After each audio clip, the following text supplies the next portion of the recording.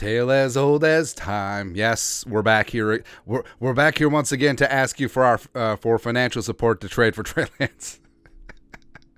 And I fully understand it hasn't worked out so far in San Francisco. The former number 3 overall pick in the 2021 draft hasn't been good. Hasn't been good, but he does need work. He does need opportunities. And the pride of Marshall, Minnesota, yes, I would be standing for him as hard as if he was named Barkowski from Paducah, Kentucky. But he was essentially a one-year starter at NDSU, and he just needs reps. But in San Francisco, he isn't necessarily going to do that. So it is a time for Kwesi to just go after him, man. Because Kwesi loves the mama, I can change him situations of highly drafted guys that haven't worked out. And you know what? Taking a shot on some of these penny stocks, low risk, high reward.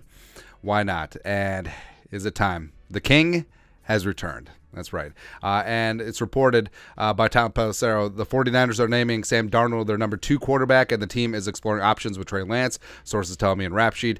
Darnold will back up Brock Purdy, blah, blah, blah, blah, blah, blah. Trey Lance has had a good camp and preseason, showing growth in his game, but Brock Purdy and Sam Darnold are atop the depth chart for 49ers team that should be a contender, and trading Trey Lance is a possible solution. Now, the whole thing is that Trey Lance just needs reps. Like, he needs all the reps in practice, in training camp, and in a regular season. But that's obviously not going to happen in San Francisco because the Niners are all in right now.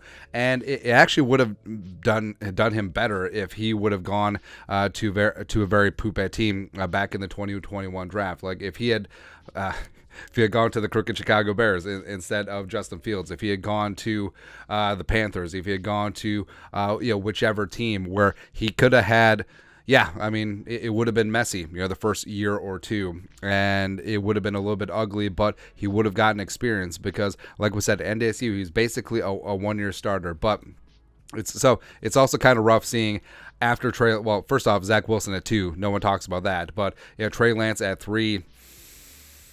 It's even more rough because of what they gave up for him. I mean, the Dolphins have parlayed that into Waddle, Tyreek Hill, and Bradley Chubb.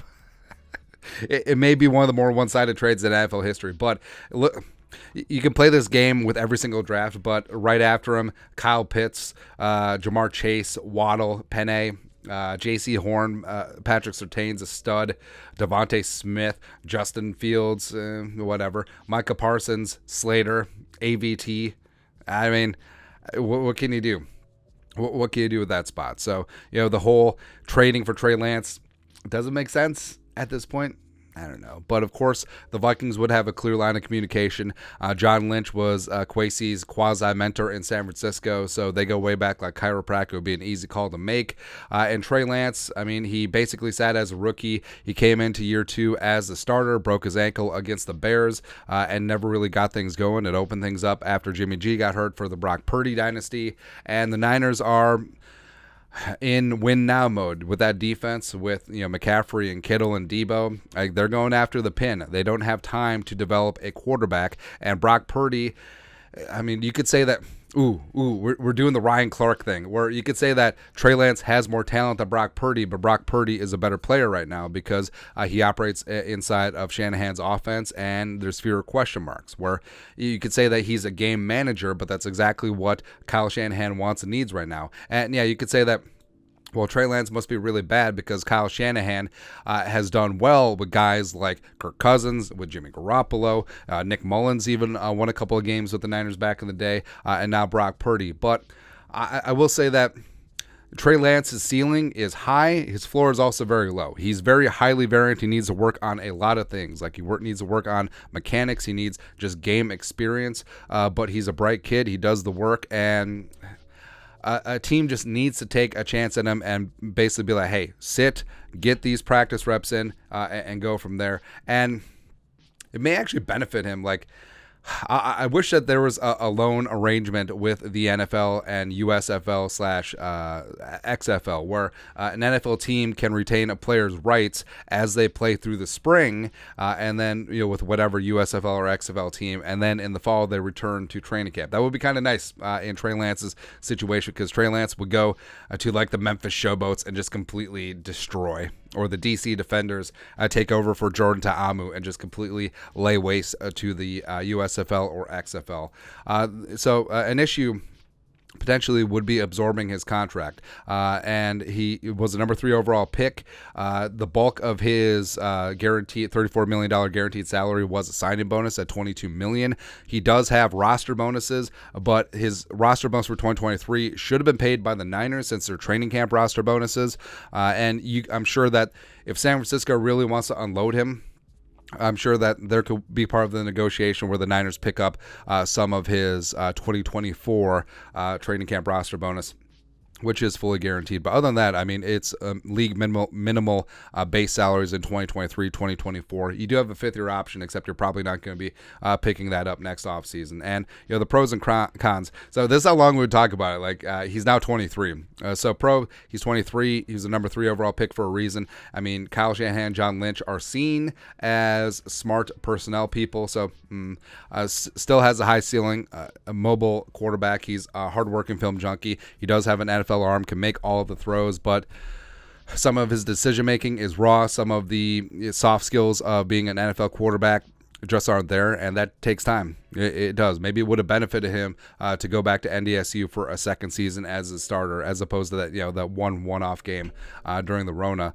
Cons, only 2 years left on his rookie deal, but it would be a low cost to acquire.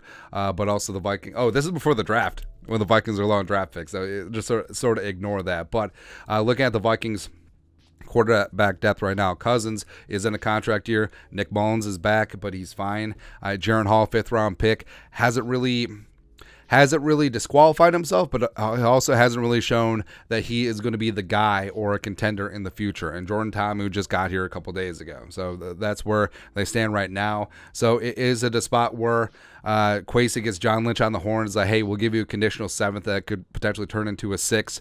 You give us Trey Lance, and he sits behind Kirk Cousins this year. He absorbs everything from quarterback guru Kevin O'Connell, and we go from there. I don't know. I mean, we outlined that Kwesi has done several trades. Ross Blacklock, Jalen Rager. He traded Jesse Davis to the Steelers, as well as he traded for Nick Mullins last year, right before the start of the season. Could this be another one? Another one. That's right. Is it finally time to bring Trey Lance home? We'll see. Well, I'm of 2 minds. Number 1, maybe he is bad, and maybe that's just the bottom line. Number 2, it's not going to cost you much. Like, it's not like you're giving up a 1st-round pick. It's not like you're giving up a 3rd-round pick. He's probably going to fetch maybe a 6th. And is that a spot where Kwesi sees the risk of a late-round draft pick that probably wouldn't amount to anything anyways for a guy who used to be the number 3 overall pick and has great athletic profile, has huge upside? I think the juice would be worth the squeeze, but I guess we will find out. But your thoughts on our thoughts, nailed it. Should the Vikings take a chance on Trey Lance? Finally. Let us know your thoughts on our thoughts in the comment section below. Subscribe for daily Vikings takes. Want to support the work? Put a little something in the Venmo. But until next time, Skol, production value.